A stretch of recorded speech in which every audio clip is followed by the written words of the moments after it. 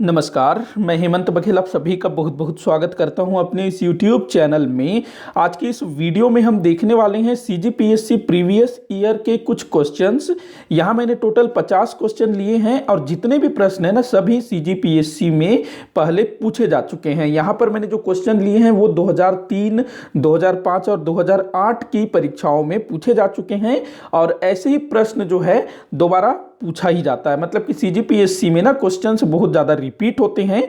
अभी जो 14 फरवरी 2021 को आप लोगों का जो एग्ज़ाम होने वाला है CGPSC प्रीलिम्स, तो उसके लिए ये सभी क्वेश्चंस बहुत ज़्यादा इंपॉर्टेंट हो सकते हैं। तो आप लोग जो है वीडियो को एंड तक जरूर देखिएगा और जितने भी क्वेश्चंस हैं ना उसका आंसर देने की कोशिश करिएगा। आप लोग कमेंट बॉक्स में बताइएगा कि आपसे कितने क्वेश्चन सॉल्व हुए।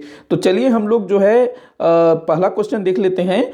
तो पहला क्वेश्चन है, छत्तीसगढ़ राज्य में जिले हैं, तो आपको बताना है कि छत्तीसगढ़ राज्य में कितने जिले हैं। तो ये खाली स्थान भरना है। तो देखिए ये जो क्वेश्चन है ना 2003 में पूछा गया था, तो उसके आधार पर यहां आपका जो आंसर होगा 16 होगा। लेकिन ये जो क्वेश्चन है आज के समय में भी पूछा जा सकता है।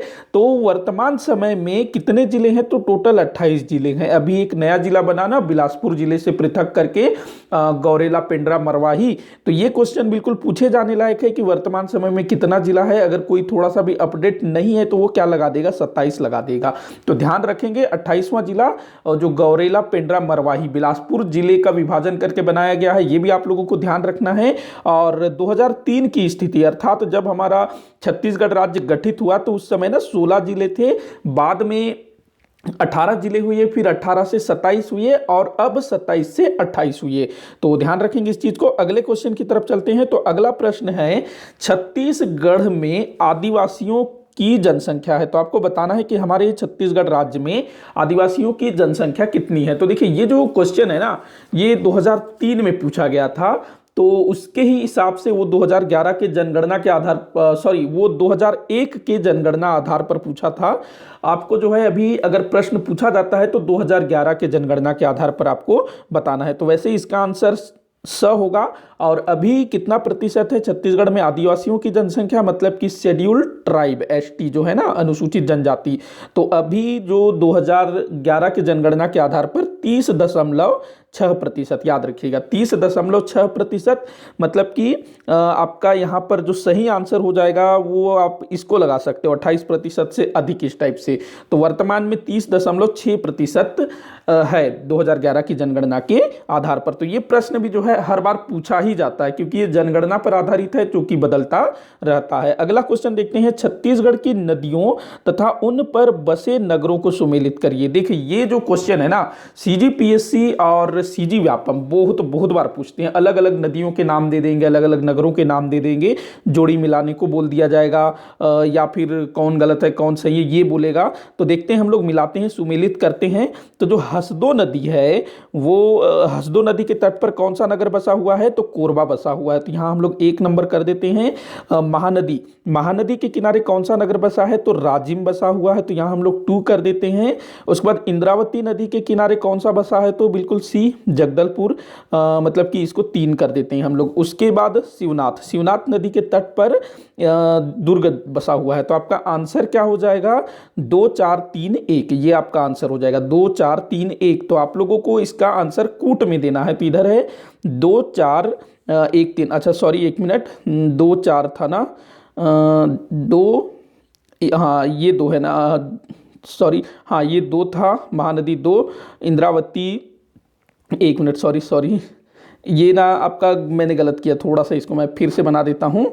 तो इसका जो होगा हसदो का होगा 1, हाँ उसके बाद महानदी का क्या होगा, राजिम, ये होगा 2 आपका, इंद्रावती का 3 होगा और शिवनाथ का क्या हो जाएगा 4 होगा। तो आपका आंसर क्या हो जाएगा 1 3 4 2, 1 3 4 2। तो इसको हम लोग देख लेते हैं 1 3 4 2 कहाँ पर है। सॉरी फिर से मैंने गड़बड़ कर दिया है, ABCD आप लोग देख लीजिएगा, मिला लीजिएगा, मैंने वैसे आंसर बता दिया है। आगे बढ़ते हैं हम लोग, छत्तीसगढ़ में वन क्षेत्र क्या है, सॉरी यहाँ कितना होना था, वन क्षेत्र कितना है ये होना था क्वेश्चन, यहाँ पर कितना होना था। तो देखिए छत्तीसगढ़ का वन क्षेत्र कितना है, तो 43.85%, ये है ना छत्तीसगढ़ का 1%, 43.85% भाग पर वन है छत्तीसगढ़ के। तो इसमें आपका क्या आंसर सही हो जाएगा, तो देखिए 41% से अधिक ये बी हो जाएगा आपका 43% से अधिक, क्योंकि 43.85 तो ये इतना है, और यहाँ ऑप्शन क्या दे रहा है 43% से अधिक। अगर आप 45 लगाओगे वो गलत हो जाएगा, 44 लगाओगे ये भी गलत हो जाएगा। तो 43% से अधिक ये आपका राइट आंसर हो जाएगा। देखो इस तरह से प्रश्न पूछा जाता है। अगला क्वेश्चन है, ये भी कई बार पूछा जा चुका है, छत्तीसगढ़ का कौन सा नेशनल पार्क प्रोजेक्ट टाइगर के तहत आता है। अब देखिए यहाँ जो ऑप्शन दिए हैं ना उसके हिसाब से क्वेश्चन काफ़ी सरल है, और ये मतलब पुराना क्वेश्चन था। तो देखिए क्या बोल रहा है कि छत्तीसगढ़ का कौन सा नेशनल पार्क प्रोजेक्ट टाइगर के तहत आता है। तो यहाँ पर जो है दो जो है प्रोजेक्ट टाइगर के अंतर्गत आते हैं, एक तो इंद्रावती, एक गुरु घासीदास। लेकिन उस समय जिस समय ये क्वेश्चन आया था 2003 में, तो उस टाइम पे जो गुरु घासीदास नेशनल पार्क है इसको प्रोजेक्ट टाइगर के अंतर्गत शामिल नहीं किया गया था। उस समय जो है इंद्रावती नेशनल टाइगर मतलब इंद्रावती राष्ट्रीय उद्यान ये प्रोजेक्ट टाइगर में था। इसके अलावा जो अचानकमार अभ्यारण्य है वो भी प्रोजेक्ट टाइगर में रहा, और उदंती सीता नदी अभ्यारण्य ये भी प्रोजेक्ट टाइगर में था। लेकिन जो गुरु घासीदास अभ्यारण्य है ना, गुरु घासीदास राष्ट्रीय उद्यान, ये कुछ वर्ष पहले ही प्रोजेक्ट टाइगर में सम्मिलित हो गया है। तो आपसे पूछा जा सकता है कि सबसे नया प्रोजेक्ट टाइगर किसे घोषित किया गया है, तो वो कौन होगा, गुरु घासीदास राष्ट्रीय उद्यान। तो आप लोग ध्यान रखेंगे इसको, इंद्रावती, अचानकमार, उदंती सीता नदी, और चौथा कौन है, गुरु घासीदास। बाकी जो कांगेर घाटी राष्ट्रीय उद्यान है ये बस्तर में है। कुटरू ना गेम सेंचुरी है जो कि इंद्रावती राष्ट्रीय उद्यान के अंतर्गत आता है। अगला क्वेश्चन देखते हैं, छत्तीसगढ़ राज्य कब अस्तित्व में आया। तो देखिए इस टाइप के प्रश्न भी पूछा जाता था पहले, तो कब अस्तित्व में आया था, तो आप लोग बताइएगा 1 नवंबर सन 2000। तो ये आपका राइट आंसर हो जाएगा। अगला क्वेश्चन देखते हैं, छत्तीसगढ़ के किस जिले में हीरे के भंडार पाए गए हैं। तो हीरे के भंडार कहाँ पाए गए हैं हमारे छत्तीसगढ़ के, तो वो ना रायपुर का जो गरियाबंद वाला इलाका है ना, जो कि अभी अलग जिला बन गया है, तो वहाँ पर जो अलेक्जेंड्राइट पाया जाता है ना उसी को हीरा बोल रहा है।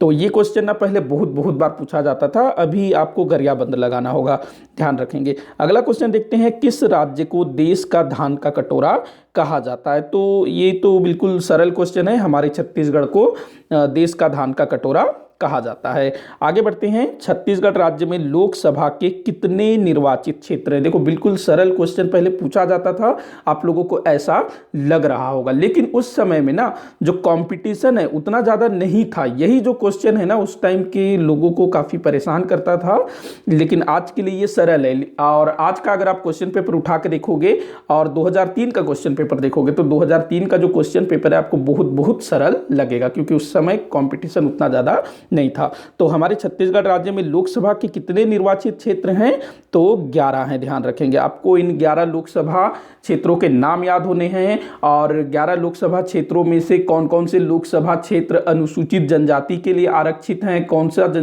लोकसभा क्षेत्र अनुसूचित जाति के लिए आरक्षित है, और कितने सामान्य वर्ग के लिए हैं। तो ये आप लोगों को ध्यान रखना है, और जितने भी निर्वाचित सदस्य हैं उनका नाम याद रखना है, क्योंकि अब जो है इस टाइप के क्वेश्चन पूछता है। अगला क्वेश्चन देखते हैं, देवदास बंजारे किस क्षेत्र से जुड़े हुए हैं। तो इस टाइप का जो क्वेश्चन है ना, मतलब किसी क्षेत्र से जुड़े हुए व्यक्ति का नाम, ये बहुत पूछता है। तो ये जो देवदास बंजारे हैं ये पंथी नृत्य से संबंधित हैं, तो ध्यान रखना, ये क्वेश्चन भी बहुत बार पूछा गया है वैसे। इसके बाद देखिए, संत गुरु घासीदास जी के पिता का क्या नाम था। ये वाला क्वेश्चन ना पहले मैंने व्यापम के भी बहुत सारे परीक्षाओं में देखा था, तो बहुत पूछता था ये क्वेश्चन। तो कौन थे गुरु घासीदास जी के पिता, तो महंगू दास। अभी कुछ दिन पहले गुरु घासीदास जी की जयंती मनाई गई। अगला क्वेश्चन देखते हैं, 12वां क्वेश्चन, यति यतन लाल महासमुंद के किस आश्रम से जुड़े हुए थे। देखिए बहुत अच्छा क्वेश्चन है। यति यतन लाल जी ये जो कि महासमुंद के किसी आश्रम से जुड़े हुए थे, तो किस आश्रम से जुड़े थे, विवेक वर्धन आश्रम। तो बहुत अच्छा क्वेश्चन है ये भी। अगला क्वेश्चन देखते हैं, महात्मा गांधी का छत्तीसगढ़ में कब आगमन हुआ था। तो ये भी काफी सरल क्वेश्चन है और बार बार पूछा जाने वाला क्वेश्चन है। तो देखिए, महात्मा गांधी जी हमारे छत्तीसगढ़ में कब आए थे, तो 20 सितंबर सन 1980 में। और इनको छत्तीसगढ़ में लाने का श्रेय, आमंत्रित करने का श्रेय किन्हें दिया जाता है, तो पंडित सुंदरलाल शर्मा जी को। और ये किस आंदोलन के समय भारत आए थे, तो असहयोग आंदोलन के समय। और कहाँ आए थे, तो ये रायपुर धमतरी आए थे। धमतरी में जो कंडेल नहर सत्याग्रह हो रहा था उसके उद्देश्य से ये यहाँ पर आए थे, और इनके आने से पहले कंडेल नहर सत्याग्रह जो है सफल हो गया था। तो ये भी पूछता है। अगला क्वेश्चन देखते हैं, मुक्ति बोध के नाम से कौन जाने जाते हैं? तो मुक्ति बोध के नाम से किनको जाना जाता है? तो देखिए गजानन माधव मुक्तिबोध, इनको बोला जाता है ना, गजानन माधव मुक्तिबोध। तो इनको जो है मुक्तिबोध के नाम से जाना जाता है। बाकी जो श्रीकांत वर्मा है ये कवि लेखक थे। लोचन प्रसाद पांडे जी भी एक लेखक थे। और जो माधवराव सप्रे जी थे, इन्होंने हमारे छत्तीसगढ़ का पहला समाचार पत्र छत्तीसगढ़ मित्र प्रकाशित किया था। अगला क्वेश्चन है, छत्तीसगढ़ क्षेत्र में प्रथम महिला सांसद कौन थी? देखिए ये जो प्रथम वाला जो क्वेश्चन है ना, ये अभी भी पूछा जाता है। तो आपको हमारे छत्तीसगढ़ में प्रथम कौन कौन थे, मतलब प्रथम अधिकारी जो नेता वगैरह, तो वो बहुत पूछता है। तो उसको आप लोग ध्यान में रखिएगा। तो मिनी माता हमारे छत्तीसगढ़ से पहली महिला सांसद थी। अगला क्वेश्चन देखते हैं, भोरमदेव मंदिर का निर्माण किस सदी में होना माना जाता है? तो देखिए जो भोरमदेव मंदिर है, इसके संबंध में बहुत सारे क्वेश्चन पूछे जाते हैं और ये क्वेश्चन भी कई बार पूछा गया है। तो ये 11वीं सदी में इसका निर्माण किया गया था। तो किसके द्वारा किया गया था? जो फर्नी नागवंशी शासक थे ना, जो कौरधा के जो शासक थे, उनके द्वारा इसका निर्माण करवाया गया था। बाकी आप दूसरी चीजें भी देखिएगा भोरमदेव के विषय में। अगला क्वेश्चन है, बस्तर में डंडारी नृत्य किस त्योहार पर आयोजित किया जाता है? तो होली के टाइम पर ना ये जो डंडारी नृत्य है ये किया जाता है। अगला देखते हैं क्वेश्चन, मामा भांजा का मंदिर कहाँ स्थित है? तो ये आपको बताना है। देखो ये क्वेश्चन भी कई बार पूछा गया है, बहुत बार पूछा गया है। तो ये बारसूर में स्थित है मामा भांजा का मंदिर। बारसूर कहाँ है? तो दंतेवाड़ा जिले में है। और बारसूर में ना बहुत सारे मंदिर है, जो वहाँ नागवंश के शासक शासन करते थे ना, तो उनके द्वारा इस मामा भांजा मंदिर को बनवाया गया था। अगला क्वेश्चन देखते हैं, रक्सगंडा प्रपात किस नदी पर है? रक्सगंडा जलप्रपात, तो ये कहां पर है? रेंड नदी में है। रेंड नदी जो कि सरगुजा क्षेत्र में प्रवाहित होती है, इसी को क्या बोला जाता है? रिहंद। मतलब इसका जो मूल नाम है ना रिहंद है, लेकिन इसको जो है उस क्षेत्र में रेंड, रीवा आदि नामों से जाना जाता है। तो आपको ये नाम भी आप लोगों को याद रखना है। वहीं इंद्रावती नदी में भारत का प्रसिद्ध चित्रकूट जलप्रपात है, जिसको कि भारत का नियाग्रा भी बोला जाता है। तो इसको भी आप लोग ध्यान रखेंगे। अगला क्वेश्चन देखते हैं, ये कथन कारण वाला क्वेश्चन है। तो महानदी को छत्तीसगढ़ की जीवन रेखा कहा जाता है। ये क्या बोल रहा है? कथन बोल रहा है कि महानदी को छत्तीसगढ़ की जीवन रेखा कहा जाता है। उसके बाद कारण बोल रहा है कि पूरे राज्य में वही एकमात्र नदी है। तो देखिए जो कथन है वो तो भाई बिल्कुल सही है कि हमारे छत्तीसगढ़ में जो महानदी है वो छत्तीसगढ़ की जीवन रेखा बोली जाती है, लेकिन जो कारण बोल रहा है कि हमारे छत्तीसगढ़ में वही एकमात्र नदी है, तो ये जो कारण है ये तो बिल्कुल गलत है। तो यहाँ पर कथन सही है, कारण गलत है। तो आपका आंसर क्या हो जाएगा? कथन सही है पर कारण गलत है। तो आपका जो स आंसर है ना ये बिल्कुल सही होगा। तो कथन कारण वाले क्वेश्चन भी जो है बहुत पूछा जाता है, तो देखिएगा आप लोग इसको। अगला क्वेश्चन देखते हैं, छत्तीसगढ़ में सबसे ऊंचा जलाशय कौन सा है? तो मिनी माता जलाशय जो कि आपके कोरबा जिले में है, तो ये जो है छत्तीसगढ़ का सबसे ऊंचा जलाशय है। अगला क्वेश्चन है, छत्तीसगढ़ का सुपर थर्मल पावर स्टेशन कहाँ स्थित है? तो ये कहाँ है? कोरबा में स्थित है। ध्यान रखिएगा, ये क्वेश्चन अभी भी पूछा जाता है। भिलाई में भिलाई स्टील प्लांट स्थित है। दंतेवाड़ा में आपका एनएमडीसी स्थित है। और रायगढ़ में यहाँ पर आपका जो जिंदल स्टील प्लांट, ये रायगढ़ में होना चाहिए। तो ये सब भी आप लोग ध्यान रखेंगे। अगला क्वेश्चन देखते हैं, छत्तीसगढ़ की भूगर्भीय संरचना में किन दो सेल समूह का वितरण सबसे अधिक है? तो छत्तीसगढ़ का जो भूगर्भीय संरचना है इसमें किन दो सेल समूह का सबसे ज्यादा वितरण है? तो देखिए यहाँ पर आपका जो आंसर हो जाएगा आर्कियन और कडप्पा। आर्कियन और कडप्पा इसका जो है सबसे ज्यादा हमारे छत्तीसगढ़ में वितरण है। अगला क्वेश्चन है, ये फिर से कथन और कारण वाला क्वेश्चन आ गया।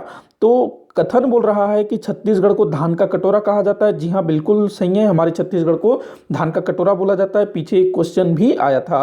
उसके बाद कारण बोल रहा है कि यहाँ धान की उपज भारत के अन्य राज्यों से अधिक है। तो देखिए ये जो कारण बता रहा है ना ये गलत बता रहा है।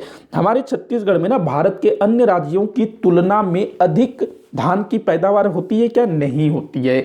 हमारे छत्तीसगढ़ को धान का कटोरा बोला जाता है बेशक, लेकिन दूसरे राज्यों की तुलना में यहाँ पर धान का जो उत्पादन है वो कम होता है। छत्तीसगढ़ का जो मध्य वाला भाग है ना, जो मैदानी भाग है, वहाँ बहुत ज़्यादा धान उत्पादित होता है और उसका जो आकार है ना वो कटोरे के समान है, क्योंकि उसके उत्तर में, उसके दक्षिण में, थोड़ा अगर हम लोग देखें पूर्व पश्चिम में जो क्षेत्र है वो थोड़े थोड़े से ऊंचे क्षेत्र हैं। बस्तर का जो पठार है नीचे दक्षिण में, आपके उत्तर में जो सरगुजा जसपुर वाला जो पठार वाला क्षेत्र है वो हो गया, तो जो बीच वाला भाग है वो कटोरे के समान हो जाता है। इसी कारण से छत्तीसगढ़ को धान का कटोरा बोला जाता है। लेकिन दूसरे राज्यों की तुलना में यहाँ पर धान का उत्पादन उतना अधिक नहीं होता है। तो यहाँ पर कथन सही है और कारण गलत है। तो आपका क्या आंसर हो जाएगा? ये स हो जाएगा। कथन सही है, कारण गलत है। तो ध्यान रखेंगे। अगला क्वेश्चन देखते हैं। छत्तीसगढ़ की मैकल श्रेणी की पहाड़ियों में सबसे ऊंची चोटी है। तो हमारा जो छत्तीसगढ़ की जो मैकल श्रेणी है इसमें सबसे ऊंची चोटी कौन सी है? तो यहाँ आपका जो आंसर हो जाएगा बदरगढ़। बदरगढ़, ध्यान रखेंगे, बदरगढ़। तो ये सबसे ऊंची चोटी है मैकल पर्वत श्रेणी की। अगला क्वेश्चन है, निम्न कथनों को ध्यानपूर्वक पढ़िए। तो नीचे कुछ कथन दिए हैं, पढ़ लेते हैं ध्यानपूर्वक। तो पहला कथन बोल रहा है कि छत्तीसगढ़ में गोंड सबसे बड़ा जनजातीय समूह है। बिल्कुल, छत्तीसगढ़ में गोंड सबसे बड़ा जनजातीय समूह है, तो ये अपना सही हो जाएगा। उर्रांव सबसे छोटा जनजातीय समूह है। क्या ये सही है? गलत है। उर्रांव सबसे छोटा जनजातीय समूह नहीं है। तीसरा बोल रहा है कमार और पहाड़ी कोरवा विशेष पिछड़ी जनजातीय समूह है। जी हाँ, बिल्कुल। तो आपका एक और जो 3 है वो सही हो जाएगा। तो यहाँ पर आपका जो स है ना ये सही हो जाएगा। अगला क्वेश्चन देखते हैं, निम्न में से कौन सी जोड़ी सुमेलित नहीं है? तो इस टाइप के जो प्रश्न है ना सुमेलित करने वाले बहुत पूछता है। तो यहाँ पर एक तरफ ना अभ्यारण्य दिया हुआ है और दूसरे तरफ उसकी स्थिति दी हुई है। तो कौन सा जोड़ी सुमेलित नहीं है? तो देखो, जो पामेड़ अभ्यारण्य है वो दंतेवाड़ा जिले में है, बिल्कुल। बादलखोल जो कि जसपुर जिले में है, ये भी सही है। गोमर्दा ये रायगढ़ जिले में है, बिल्कुल सही है। उदंती ये ना धमतरी जिले में है, तो ये आपका गलत हो जाएगा। तो ध्यान रखना, उदंती धमतरी जिले में है, तो इसका आंसर द हो जाएगा। अगला क्वेश्चन है, छत्तीसगढ़ में जंगली भैंसे की प्रजाति कहाँ पाई जाती है?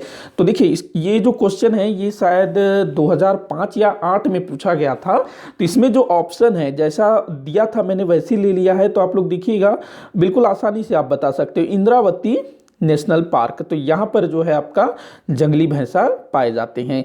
अगला क्वेश्चन है, छत्तीसगढ़ का राज्य पक्षी क्या है? बिल्कुल आसान क्वेश्चन है, पहाड़ी मैना। तो ये हमारे छत्तीसगढ़ की राज्य पक्षी है। अगला क्वेश्चन है, छत्तीसगढ़ में महानदी अपवाह व्यवस्था से निम्न कथन संबंधित है। तो इनको पढ़ना है और क्या बोलना है, कूट के आधार पर सही, मतलब कौन सा सही है आपको ये बताना है। तो देख लेते हैं, महानदी अपवाह व्यवस्था छत्तीसगढ़ में सबसे विस्तृत है। जी हाँ, बिल्कुल सही है। हमारा जो महानदी अपवाह व्यवस्था है छत्तीसगढ़ में सबसे विस्तृत है, सबसे बड़ी है। उसके बाद दूसरा बोल रहा है, शिवनाथ महानदी की सबसे बड़ी सहायक नदी है। सही है जी, बिल्कुल ये सही है। तो शिवनाथ महानदी की सबसे बड़ी सहायक नदी है। हसदो और पैरी महानदी की अन्य सहायक नदियां हैं, तो ये भी बिल्कुल सही है। तो यहाँ पर जो है सभी सही हो जाएगा। तो आपका जो अ है ना ये आपका राइट आंसर हो जाएगा। अगला क्वेश्चन देखते हैं, कौन सी जोड़ी सुमेलित नहीं है? तो फिर से सुमेलित नहीं है वाला क्वेश्चन आ गया। तो देखिए, कोरिया यहाँ पर कोयला पाया जाता है, बिल्कुल। दंतेवाड़ा में लौह अयस्क जो बैलाडीला किरंदुल की पहाड़ियाँ हैं, एनएमडीसी है यहाँ पर। उसके बाद रायपुर हीरा पीछे एक क्वेश्चन आया था, तो ये भी बिल्कुल सही है। सरगुजा में सोना पाया जाता है, ये गलत है। देखो, सोना ना मेरे ख्याल से बस्तर क्षेत्र में पाया जाता है। थोड़ा सा मैं कंफ्यूज हूँ, लेकिन बस्तर क्षेत्र में होना है सोना, लेकिन सरगुजा में तो सोना नहीं मिलता है, ध्यान रखेंगे। तो आंसर हो जाएगा आपका द। अगला क्वेश्चन देखते हैं, निम्न को सही कालक्रम में लगाइए। तो आपको नीचे हमारे छत्तीसगढ़ के कुछ उद्योग दिए हुए हैं, तो इनको स्थापना के हिसाब से आपको सही कालक्रम में लगाना है। तो देख लेते हैं किस उद्योग की स्थापना कब हुई थी। तो देखिए, यहाँ पर जो बाल्को है, भारत एल्यूमिनियम कंपनी, मतलब कि बाल्को, इसकी स्थापना कब हुई थी? तो ये 1965 में स्थापित हुआ था, बिल्कुल। हाँ, उसके बाद भिलाई स्टील प्लांट, मतलब कि बीएसपी, ये लगभग आपका 1955-56 में इसका काम शुरू हुआ था, शायद 55-56 में, जो द्वितीय पंचवर्षीय योजना है उसके तहत। उसके बाद साउथ ईस्टर्न कोल फील्ड्स लिमिटेड, SECL, तो ये आपका 1987 में बना था ये। उसके बाद वैगन रिपेयर शॉप, ये आपका जो रायपुर में है वैगन रिपेयर शॉप, ये आया था 1966 में। तो यहाँ आपका क्या आंसर हो जाएगा, तो देखिए आपका 2, उसके बाद 4, उसके बाद 1 3, 2 4 1 3, ये आपका राइट आंसर होना है 2 4 1 3। तो देखते हैं 2 4 1 3 कहाँ दिया है, तो आपका जो पहला वाला जो है ना वही आपका राइट आंसर है 2 4 1 3। तो ये आपका आंसर हो जाएगा। अगला क्वेश्चन देखते हैं, छत्तीसगढ़ के निम्नलिखित नेता मध्य प्रदेश के मुख्यमंत्री बने। तो हमारे छत्तीसगढ़ के कुछ नेता ना मध्य प्रदेश के मुख्यमंत्री बने थे, तो आपको इनका क्या बताना है, कालक्रमानुसार व्यवस्थित करना है, मतलब कि कौन पहले मुख्यमंत्री बना कौन बाद में बना। तो देख लेते हैं, तो सबसे पहले कौन बने थे, तो देखिए पंडित रविशंकर शुक्ल जी, जब मध्य प्रदेश राज्य का गठन हुआ 1956 में, तो ये कुछ दिनों के लिए बने थे, लगभग 1.5-2 महीने के लिए। तो सबसे पहला नंबर इन्हीं का आ जाएगा। उसके बाद कौन बना था, तो देखिएगा नरेश चंद्र सिंह, ये बने थे, नरेश चंद्र सिंह जी बने थे। ये आपके ना 1969 के आसपास ये बने थे, 13 दिन की शायद इनकी सरकार थी। तो ये आ जाएंगे आपका 1 4 ये। इसके बाद श्यामाचरण शुक्ल, 1 मिनट, हाँ इसके बाद श्यामाचरण शुक्ल जी हैं, ये बने थे। उसके बाद फिर आखिरी में मोतीलाल वोरा।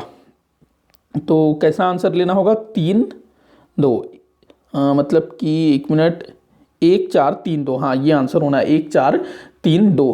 तो 1 4 3 2 आपका स आंसर सही हो जाएगा। तो सबसे पहले कौन बने थे, पंडित रविशंकर शुक्ल जी, उसके बाद नरेश चंद्र सिंह जी की 13 दिन की सरकार, उसके बाद श्यामाचरण शुक्ल जी, फिर मोतीलाल वोरा। ये जो है हमारे छत्तीसगढ़ से थे और जो मध्य प्रदेश के मुख्यमंत्री बने थे जब हमारा छत्तीसगढ़ मध्य प्रदेश का अंग हुआ करता था। और पंडित रविशंकर शुक्ल जो कि मध्य प्रदेश के पहले मुख्यमंत्री थे, वो हमारे छत्तीसगढ़ के ही थे। अगला क्वेश्चन देखते हैं, निम्नलिखित में से किस महिला ने सविनय अवज्ञा आंदोलन के समय 1932 में रायपुर जिले में आंदोलन का नेतृत्व किया था।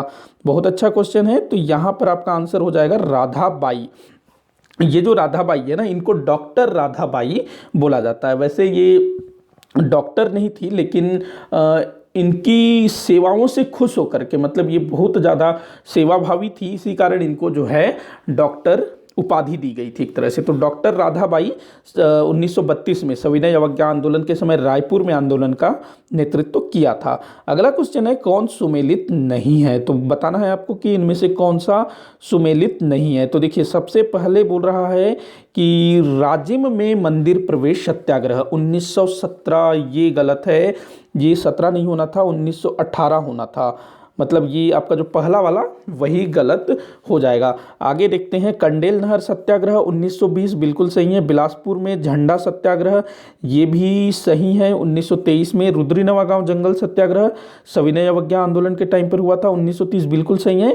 तो यहाँ पर जो पहला ऑप्शन है ना, राजिम में मंदिर प्रवेश सत्याग्रह, जो कि पंडित सुंदरलाल शर्मा जी के द्वारा किया गया था, जो कहार जाति के लोग थे ना, उनको मंदिर में प्रवेश करवाया था सुंदरलाल शर्मा जी ने।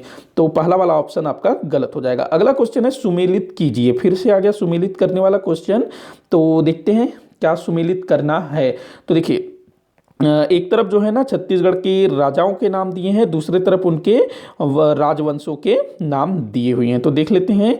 तो भवदत्त वर्मन किस वंश थे, नल वंश से संबंधित थे ना। उसके बाद भीमसेन प्रथम, ये आपके राजर्षि तुल्य कुल से संबंधित थे। उसके बाद प्रसन्न मात्र, ये सरभपुरीय वंश से थे।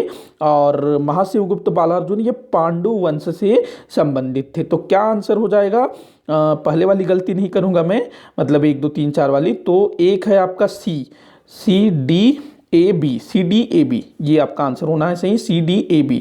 तो देखते हैं CDAB कहाँ पर दिया है। तो आपका जो आंसर है ना, ये सही हो जाएगा CDAB।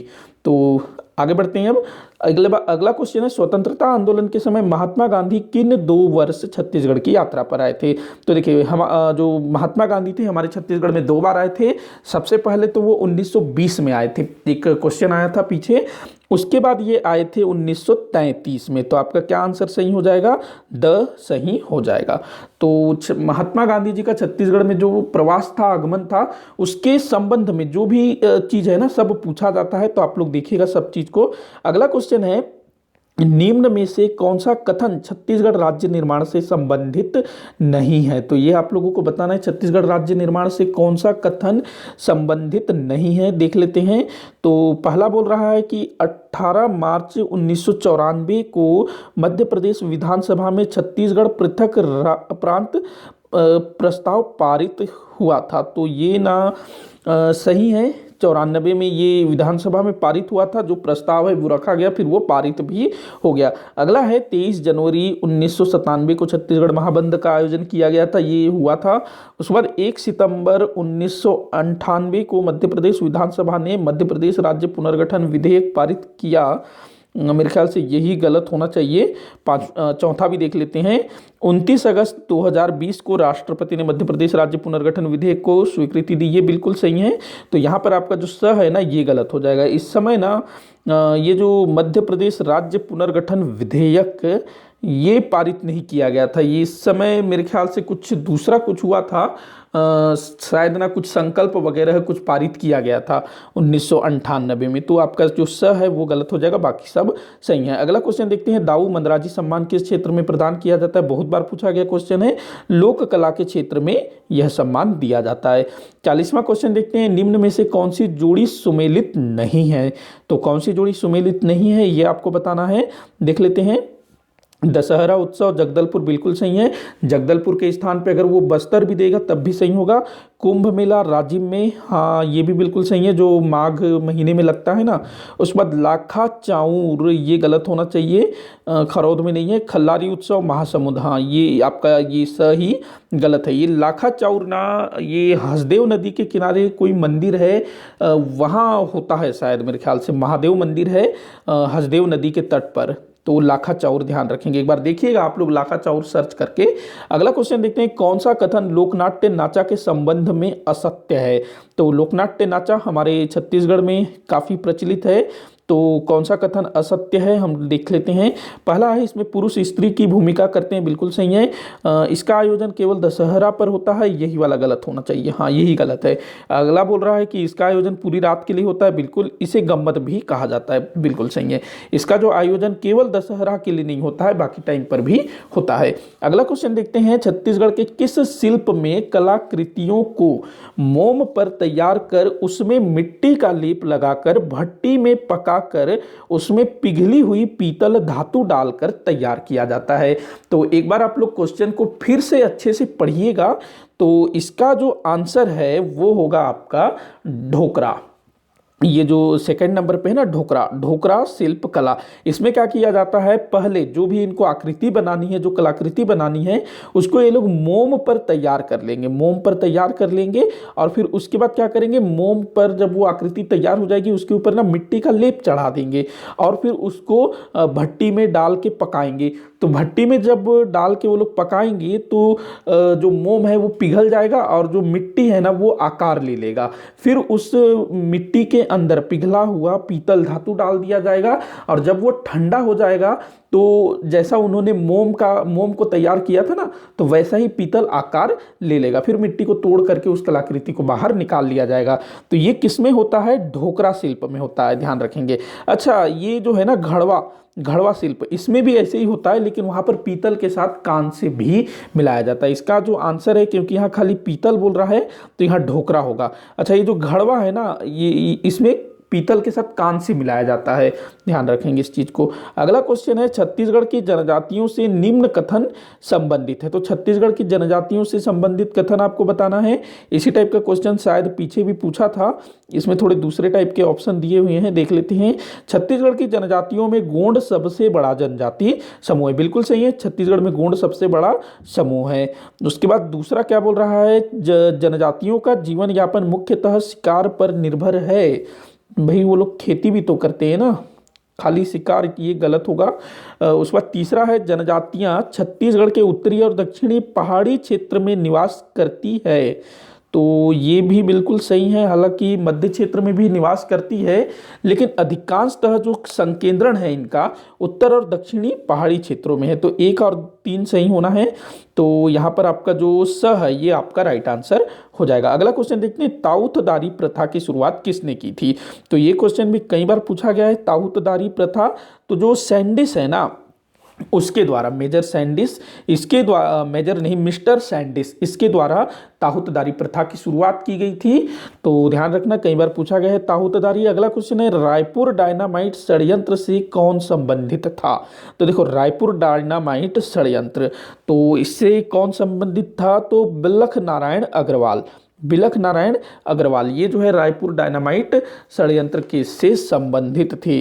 बाकी जो रणवीर सिंह शास्त्री थे, उन्होंने 1942 में जो भारत छोड़ो आंदोलन हुआ था ना, तो उसमें नेतृत्व किया था, तो इसको ध्यान रखेंगे। और जो परशुराम सोनी है, ये भी एक केस से संबंधित थे, क्या कहते हैं उसको, रायपुर षड्यंत्र केस, एक मुझे नाम याद नहीं आ रहा है, इसी टाइप का है, जैसे रायपुर डायनामाइट षड्यंत्र केस था वैसे ही है जिससे परशुराम सोनी संबंधित थे। मुझे नाम याद नहीं आ रहा है, बहुत इंपॉर्टेंट चीज है वो भी।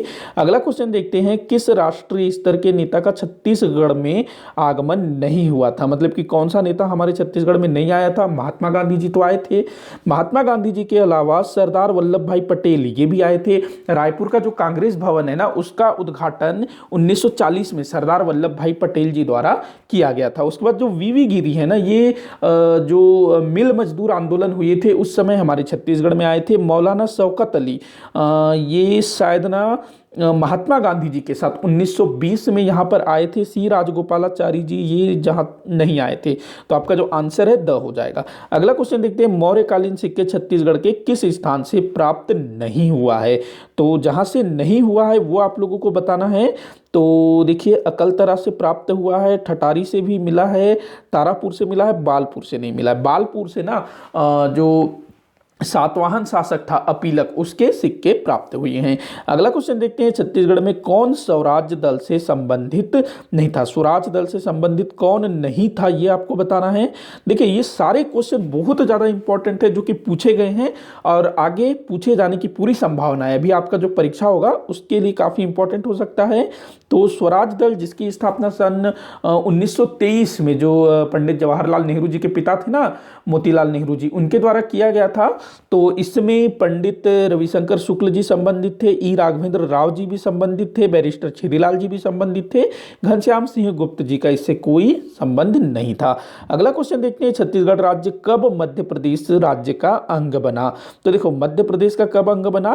तो ये बना था 1956 में। क्यों? क्योंकि 1956 में ही मध्य प्रदेश राज्य का गठन हुआ था, 1 नवंबर 1956 को, और छत्तीसगढ़ को जो है मध्य प्रदेश के अंतर्गत रखा गया। इससे पहले हमारा जो छत्तीसगढ़ है ना, मध्य प्रांत एवं बरार के अंतर्गत आता था। तो इसमें बिल्कुल आप कंफ्यूज मत होइएगा, एकदम सरल क्वेश्चन है।